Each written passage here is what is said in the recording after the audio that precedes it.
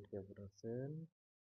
এটা আমাদের মালয়েশিয়া জেবিতে সাইটটা চলতেছে D1 এর, ঠিক আছে, মাটির 90 ফুট নিচে।